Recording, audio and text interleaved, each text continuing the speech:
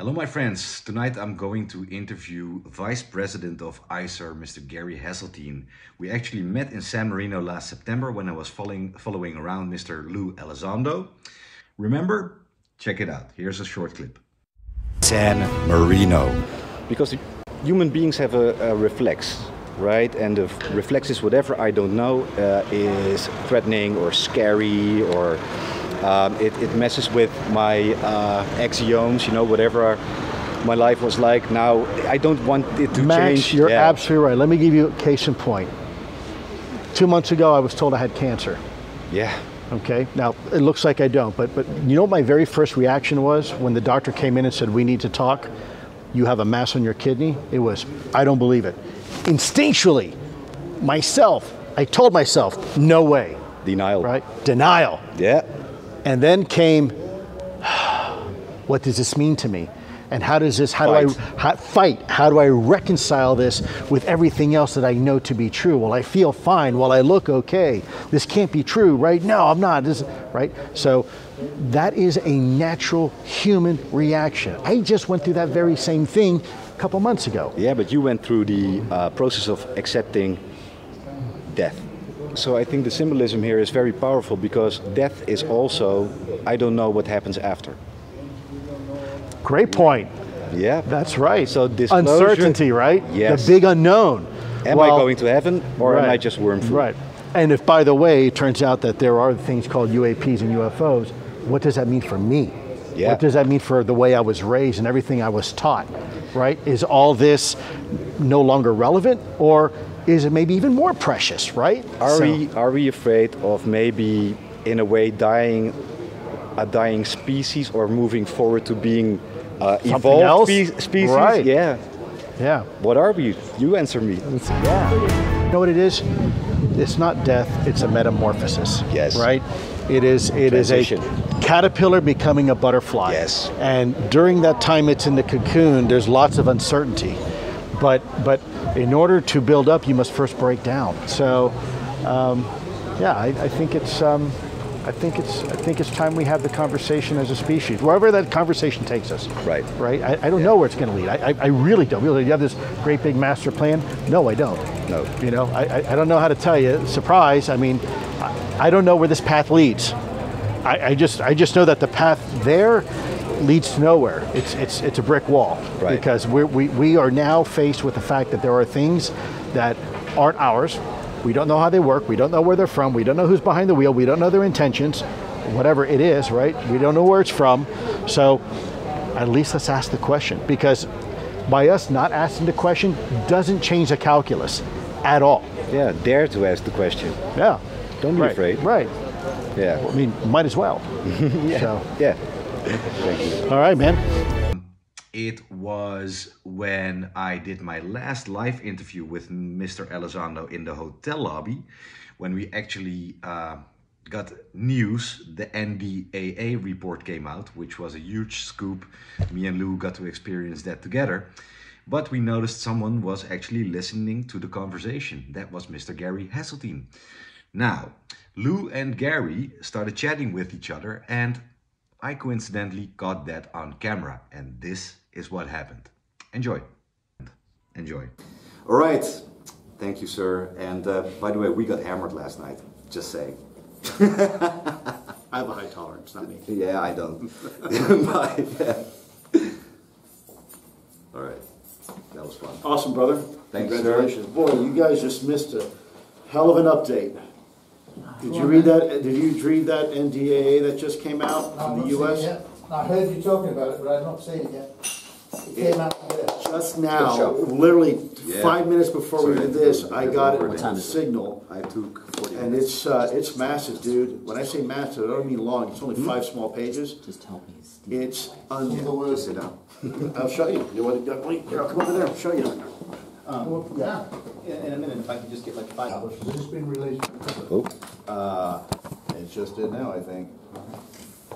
Establishment of office to address unidentified aerial phenomenon. And then you see here, establishment no later than 180 days after the date of this enactment of this act the Secretary of Defense, in coordination with the Director of National Intelligence, shall establish an office within the Office of the Secretary of Defense to carry out on a department-wide basis, comma, the missions currently performed by the Unidentified Aerial Phenomena Task Force as the date of this enactment.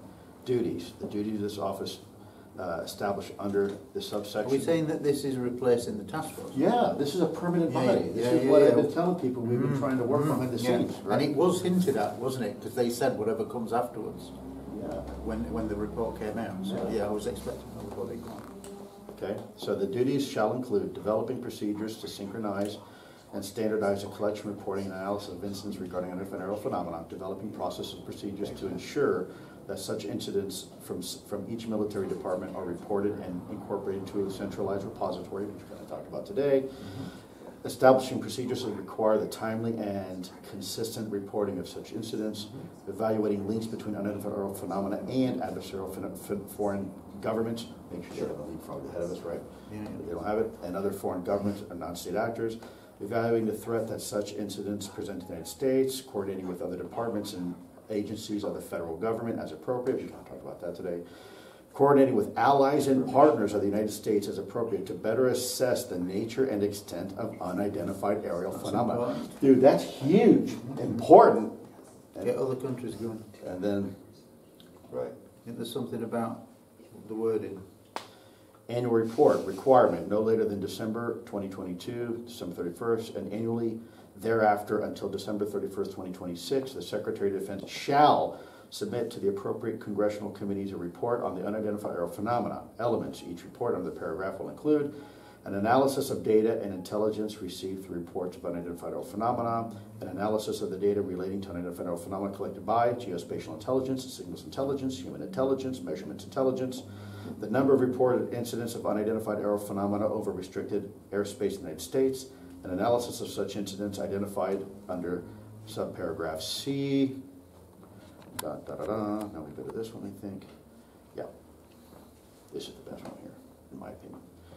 Identification of potential aerospace or other threats posed by unidentified aerial phenomenon to the national security of the United States, an assessment of any activity regarding unidentified aerial phenomena that can be attributed to one or more adversarial foreign governments, identification of any incidents or patterns regarding unidentified aerial phenomena that indicate a potential adversarial foreign government may have achieved a breakthrough in aerospace capability, an update on the coordination by the United States with allies and partners on efforts to track, understand, and address unidentified aerial phenomena. That's a big deal. Good word, address. Yeah. An update on any efforts underway on the ability to capture or exploit discovered unidentified aerial phenomena. That's a really good one. That's a really good one. How about this one? Ready? An assessment of any health-related effects for individuals that have encountered unidentified aerial phenomena. Biological effects, guys. Right. Task force no later than the date on. The rest is just kind of, blah, blah, blah, just, what the committees are going to report to. 12 pages, isn't it? Yeah. So, yeah, did you hear some cat on the news once talk about some sort of captured material? Anyways, there you go. Thank you for reading that. But yeah, sounds really big news. So the key thing is we have to get other governments involved, more openness. And well, here's the problem: if they don't, they're going to get left behind. Before, if they weren't more open, they didn't really risk anything. Now they do. Now, if they don't, they can't afford to be left behind. You will be left behind, and you will look foolish. That's right. By the way, on the wrong side of history. That's right. And you're not only going to look foolish, but you won't be able to have any part of the narrative. Yeah. Your narrative will be written for you by other parties. So because you were involved at the beginning. That's right. Yeah. So you're absolutely correct. No. So what I would like to see from an ICER perspective and from your perspective, the American perspective, which is a major player. They've dominated the subject. They've owned the subject since the 40s. No doubt because of Roswell. But realistically speaking, we need to engage with scientists, academics, and UAP researchers we all need to just like get rid of egos and sit around a big table and say, look, what can we all bring to the table for the benefit of this subject? Absolutely. To go forward. Could not agree with you more. Could not agree with you more. That's what we're not doing yet. So how do we do that? We've got to get the media more on board. The media are a bit of my bugbear because they can create... By the way, I love those British sayings. I wish we had those in America. We don't. I'm telling you, it's just so damn cool. My wife loves that. Right. The key thing is we need... The UFO community is not powerful enough, not organised enough, doesn't have the money or resources to create the pressure to affect governments. The people that can do that are the mainstream media. Because if they really do a Watergate type scenario, we know that we've been lied to now, and really go after the truth, as they should have been doing for perhaps a long time. If we're kind, we'll say they were. If we're unkind, we'll say they were involved in the cover-up. If we're kind, we'll say they were deceived and they were a victim. Right. So we'll go with the latter because I want to work with the media. Yeah. So there's no point in attacking them. But realistically, they are the ones that can create the pressure on your legislative branch. I don't disagree. And they need to be saying, where is that footage? Lue Elizondo has said it's there, so let's get it out there. But they also need to have the protection of their audience, because let's face it, media is also a business. People don't want to talk about that, but they need eyeballs on set so they can sell advertisement space to pay their bills. That's how it works. So if they know there's an appetite for this information and they're not going to be ridiculed or be labeled, some sort of tabloid, because they have a reputation to uphold, they have journalistic integrity, right? They need to know that it's okay to report on this, that they're not going to get this kickback on social media. That's happened for 70 years. That's right. So no wonder they've been gun shy. I don't blame the media for being gun shy. Absolutely not. So the media needs to know that it's okay to report on this. Yes, and that's where I think you can play a big part in that. Because I think you can suggest that more to the media than I can, because you're the leading guy in the world at the moment. No, in terms of disclosure, you are. No. You're the public face along with Chris Mallon. So you're the person that's the go-to for the media at the moment. But obviously there's people like Leslie Kane, etc., behind. But you're the main face of this disclosure at the moment. So it's on. I'm not. Well, I'm sorry. The book stops at you. So you can create the pressure because millions of people are watching you. That's why you've been followed around all the time. You have got the power at the moment, which sounds kind of crazy, but you have got a lot of media power. Well, I think the private, if you remember from this morning, looking at that larger federal lab construct, the private sector, in this case, would be those UFO programs, those UFO organizations.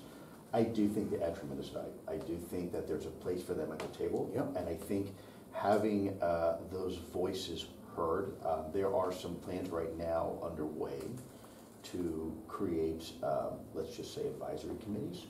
And that's what you should be doing. For that. And that's why I'm saying you need people on your advisory committees who are well proven, well respected, who know their stuff, who can just quote you the history of the world in ufology for the last 70 years.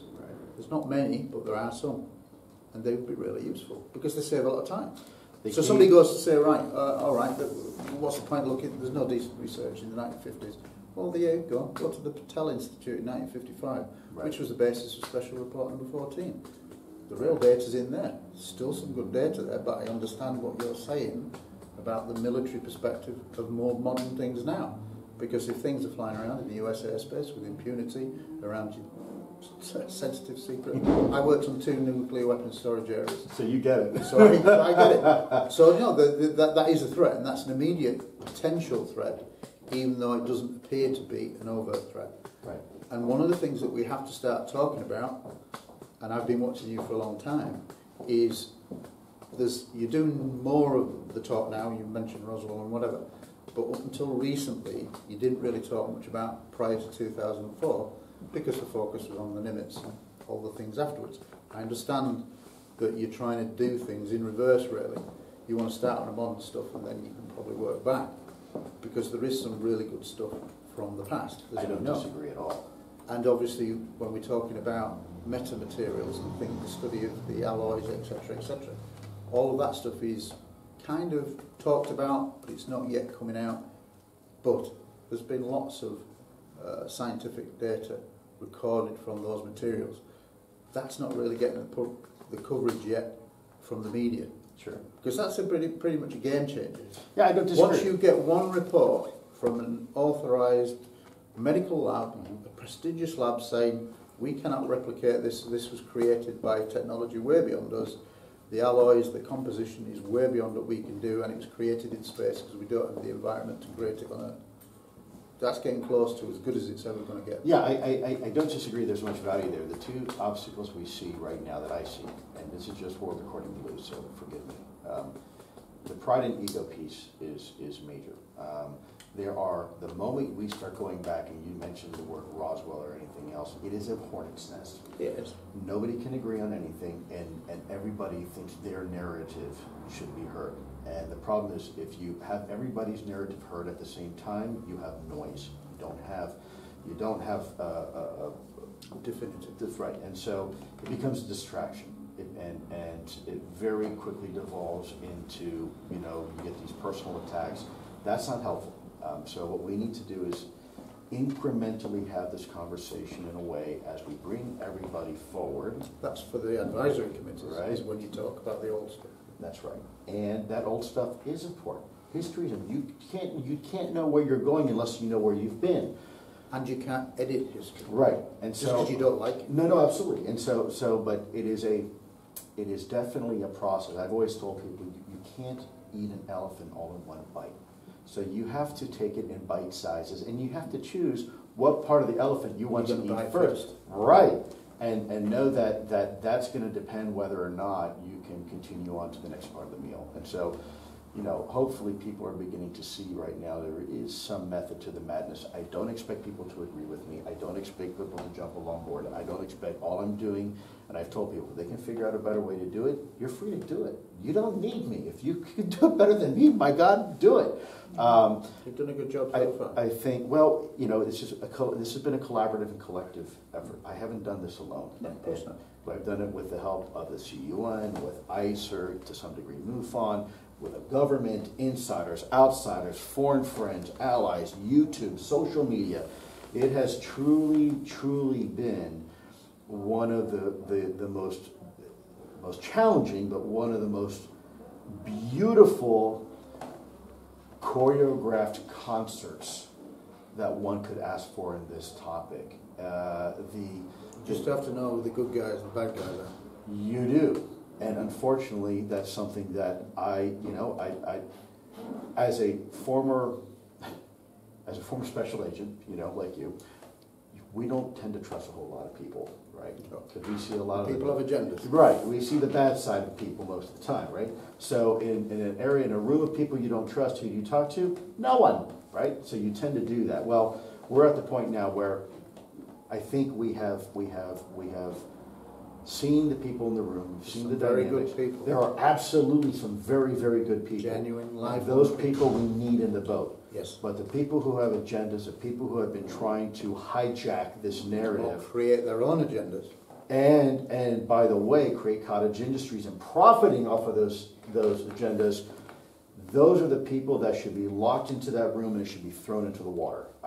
That is, for me, is repugnant, it is repulsive, and it is disgusting. And those people, I think... If you could recognise that, then you do well. Yeah, well, there's a few. I haven't recognized them, all of them. I could probably have a good conversation. Yeah, I think... But not with cameras. Yeah, no, I think you probably would have right those, right? No, I think you're absolutely right. And I think, look, in that discussion we had today, that was, by the way, a fantastic question. What I put there, this is what we've accomplished in the last 3 years. I don't mean to insinuate by any means we hadn't done anything before those 3 years. There was a lot of groundwork done. Mm-hmm. But I cannot speak from an authoritative perspective on what I was not involved in. I can't, right? Yeah. So, you know, I can give the accolades and give the credit to people, but I can't speak from an authoritative perspective and say I wasn't there. It would not be fair for me. And at some point, I think when we get to a point where you know, guys like me become useless, that's my measure of success. When I can completely disappear tomorrow and nobody notices. And you actually say that you want to disappear? I absolutely want to disappear. I want your life back. I am a creature of the shadows. Until December 2017, no one ever heard of me. Yeah. And I liked it that way. My wife liked it that way. My kids liked it that way. You're like film star. No, and you're that UFO guy. Well, I'm not that UFO guy. I'm Lue Elizondo. I happen to did that for a job. But that doesn't define me. No. I don't want it to define me. I define me, not a portfolio. Absolutely. And so that in there for me is my measure of success. When my being absent is completely, totally irrelevant. You've done your job. I've done my job. I can go back to life. Exactly. I can go back to living my life. And the sooner that happens, the better. But I also understand it can't be done prematurely because I don't want to lose this momentum that we continue to gain. We've got to keep the momentum going. And this is why I kind of fear that at the moment, after the DNI report, what's come out today, hopefully will re-trigger the media. Dude, there's 3 paragraphs Absolutely. on nothing but sharing with our friends and allies. Capture is just going to be the word that's lifted every time. Right. Because why do you need to capture anything? But there's other portions in there too about information, analysis, data with our friends and allies. But hopefully the media will pick up on it. And well, that's up to you and me to make sure you do. Yeah. Right. But so when they say, what does this NDA mean? Because you are an expert, former, you know, UK MOD or UK police, or what does this mean to you as an investigator? Say, well, it's quite clear what it means. It means that there's law in the United States government requiring them to work with us. Now, and if they don't, that's a problem. If we are an international NGO, we're in it for the long haul. We're non-profit, non-political, and we're registered in Portugal, and we're there to take it to the highest levels of governance, based on best evidence. And how can I, with 30 years policing experience, look at the UFO subject in any other way? Right. Is it evidential? Right. Would it stand up in a court of law? Exactly. And what will the jury say? And Absolutely. I think you know that type of argument to organizations like the United Nations, like NATO, right? Yeah. That resonates, and they're going to say, okay, what is your professional experience? What is your academic vitae? What makes you qualified to have this conversation? And that's when you say, because we have this person on board, we have this person on board, we have this person with experience. Yeah. That is very, very that's what. So did you see? So that's why you are an important guy, and you're an important guy for ICER at the moment because you can position us. If we want to do this on the same page, to the same goal, to get the real evidence out there, to establish no egos, we all sit around the table and value some of the best researchers, scientists in the world, we all work together. That's what we should be doing because it's only one human race. That's right. It's not. We're not multiple races. No, we're the human race. No, that's right. And we have to represent the human race. Take a globe, take any map, remove the lines from it. And now I challenge you to tell me exactly where your country. Borders. That's right. Absolutely. You won't be able to know where you won't know the exact place where your country ends and begins. Well, we're moving into a new reality. We're on the brink of this new paradigm shift that these things are real. Now, 95% of the public have been lied to for 75 years, so for them it's a huge issue. And this is why we're developing awareness programs, because we keep saying to the press, well, you've got to ask that what if question. What if it's going to be confirmed in a year, 2 years? Are we just going to make no preparations and then we're going to hit a brick wall like COVID and the mental health issues because people are under lockdown that they've never experienced? It'd be a very similar effect for some people. Will be psychologically affected by the decision, the admittance that this is real. Psychological, sociological. You have theological, and you have philosophical. Yeah. All wrapped together in a single issue. Yep. And I it think, affects all of these things, and we need to be having serious discussions now. But we have to take it away from that it's an American, like you said in your presentation, you have to stop or try to stop one country taking the narrative. Right. Well, effectively for 75 years America has had the narrative. Right. We now have to broaden this now to the human race. Absolutely. And say, look, this is everywhere. Right. We now need all governments to start saying, you should all start setting up in every single country similar procedures to record so that we're getting all the data, and the more the data is studied, the more it will confirm that we're dealing with something that's way beyond us. Could not agree more. Could not agree more. You're absolutely correct. You're absolutely correct. I'll take you $5 a letter. But yeah, no, we have to, because now we're on this paradigm change, because everybody, absolutely everybody, recognises that when that contact is acknowledged by the world's media and whatever, and you'll know when it happens because it'll be 24/7 on the media, like a terrorist incident. Right. That's when you know that disclosures happen. 24/7 coverage.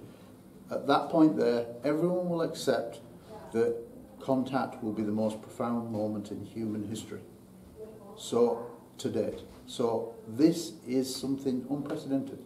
So we now have to start looking at us as the human race. Yep, agreed. And that's what we're not doing. And we need to organise more. Agreed. We need to lose egos, and we just need to sit around the table and say, look, you know, forget whose group's better than one another. That's why the UFO community is never organised, because we couldn't agree for the last 50 years. My group's better than your group. I don't like you. That's why we've no power. How do we fix that? By identifying the good guys and the bad guys. And going, and you don't need to out the bad guys. But what happens when the bad guys say they're the good guys? Well, I think that demonstrably you'll be able to see who are the good guys, like the people in San Marino who've been doing this for 30 years, right, operating on very little money, but putting conferences together and bringing the top evidential people in from all around the world. They've done really good work, and there are many good people in this subject. But there are also people who would do it for financial motive. Those people you don't go near. Yeah. But you don't need to out them, you just need to be selective behind the scenes in identifying the right people. And, you know, there are people who can help you in identifying the good guys and the bad guys. And I've met them all. All right, well, we'll have a chat later on, off camera. Yeah, I think so. So, when are you out of here? Tomorrow, I'm not sure. Probably lunchtime, something like that. Every morning we grab breakfast. Yeah. Yeah. So, awesome. Well, but I'm actually going to be going to where you're going to see important people. Okay, good. So I'll be